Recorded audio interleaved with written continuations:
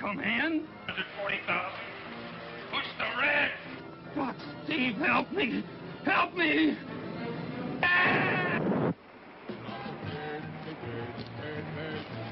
Claude, what does it mean I'm stacked?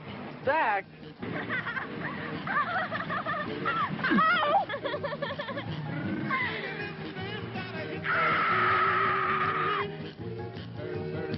You'll experience a new dimension in motion picture thrills when you see The Crawling Hand.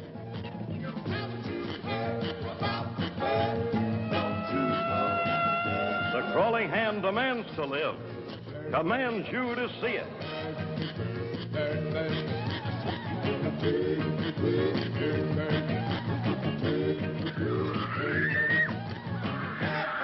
It strikes deadly, silently. It will not relent. The crawling hand must destroy in order to exist. It will strike you deadly. The Crawling Hand. Richard, I find this fascinating. There is a novel sort of based on The Crawling Hand. It's called The Four Fingers of Death, a novel from 2010 by author Rick Moody. Rick Moody wrote Garden State and The Ice Storm, two movies that were, two books that were made into movies. So he's a big-time author. Here's the description from Publishers Weekly. It's hard to describe in my own words.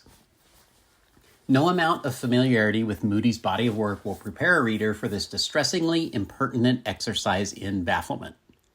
The plot originates in 2024 with Monteith Crandall, a blocked writer whose list of woes include a wife in a coma and an unsavory passion for baseball cards featuring bionically enhanced players, and whose major success is winning the right to author the novelization of the remake of the 1963 horror flick The Crawling Hand.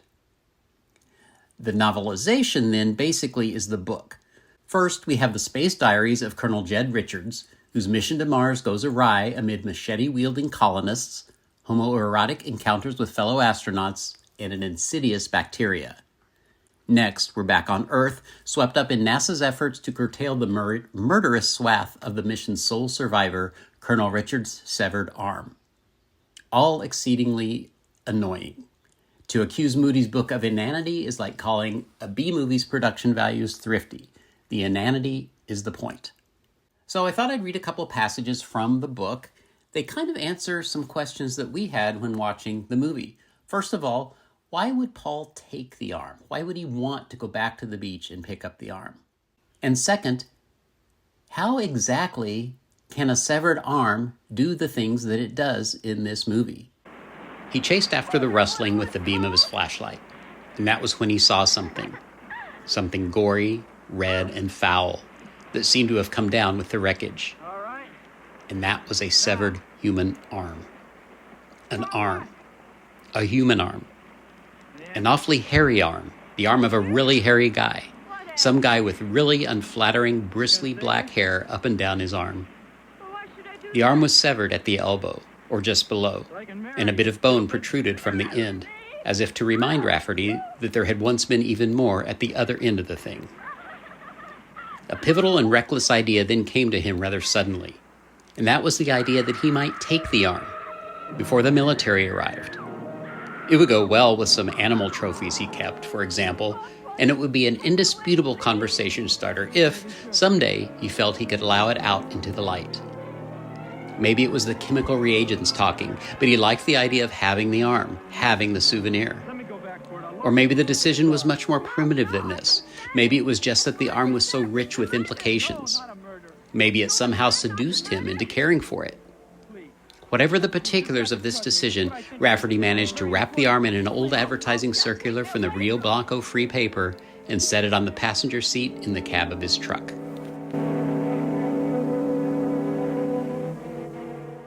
Of great interest to epidemiologists and medical historians later was this question: how much could the severed limb know on its own? Sundered from its nerve center in much the way that the ERV was sundered from NASA at the crucial moment of its own descent, in much the way that the Earth, that orbiting hunk of cosmic rock, was flung off the maelstrom of gases and clouds that formed the universe, the arm was no longer in possession of the story of its origin. It didn't know where it was, It didn't know what it was. It didn't know when it had known these things, if ever. The arm could smell nothing, taste nothing, see nothing, hear nothing. It had no concrete memory of what these other senses, with which it once acted in concert, did. It would be easy to compile a list of negations as to the skills and abilities of the severed arm. It would be easy to forecast what it could or could not be able to do, without brain or blood supply. But that would be to overlook evidence of its unsettling accomplishments. Historical accounts suggest that in fact the arm, the hand, the thing, to give it the name that people who stumbled on it gave it under most circumstances, had, despite appearances, a reservoir of desire. The arm and the hand connected to it had muscular recall, and the muscular recall was of certain kinds of activities, once performed routinely, such as grasping, releasing, drumming fingers, snapping fingers, practicing pianistic scales, exposing fingernails for cursory examination, shaking of hands, making a thumbs-up gesture, making an A-OK gesture, signing the deaf signing alphabet, clapping, waving, catching objects, throwing objects, caressing objects, depressing buttons, unlatching latches, turning doorknobs, writing things, cleaning the outer part of the car, picking the nose, scratching the posterior, pouring things, picking up silverware, cracking knuckles, and so forth.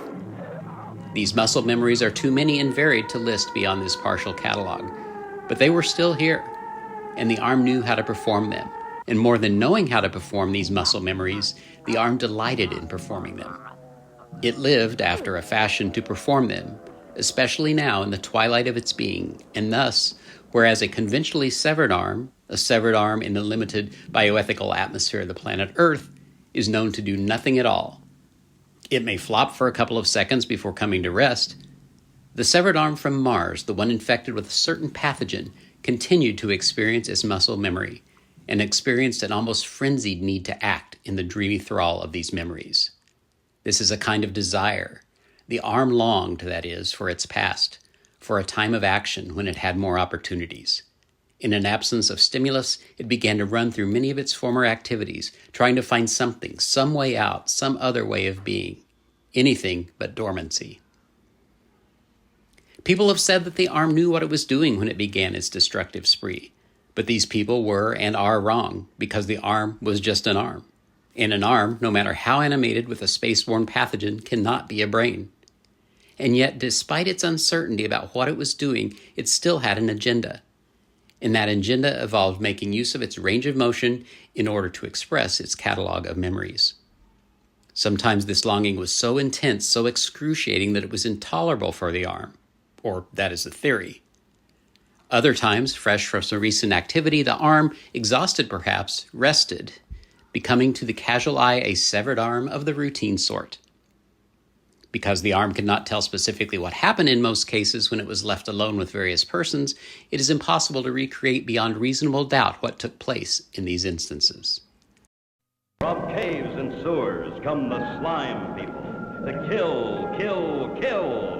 There is no escape from the slime people. The slime people.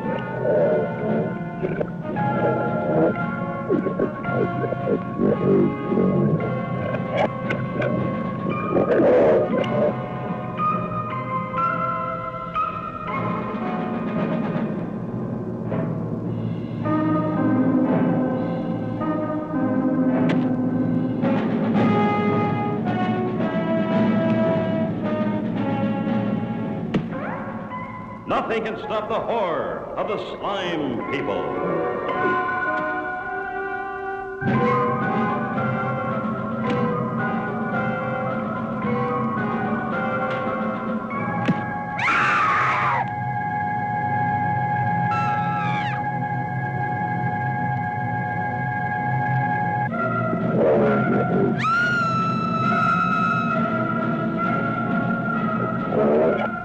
For a new adventure in terror, live through the wild bloodbath of the slime people.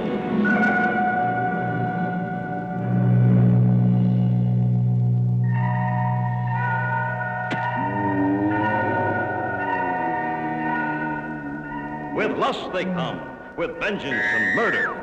See the nightmare of the slime people. So I want to follow up with something I thought was timely for 1963, but I needed to make sure and do some research once we got back.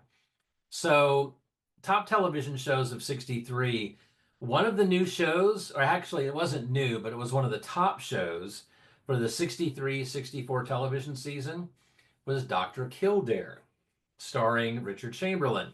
Not me, but Richard Chamberlain, of course, just passed away. And it's always kind of disconcerting when you see your name in an obituary.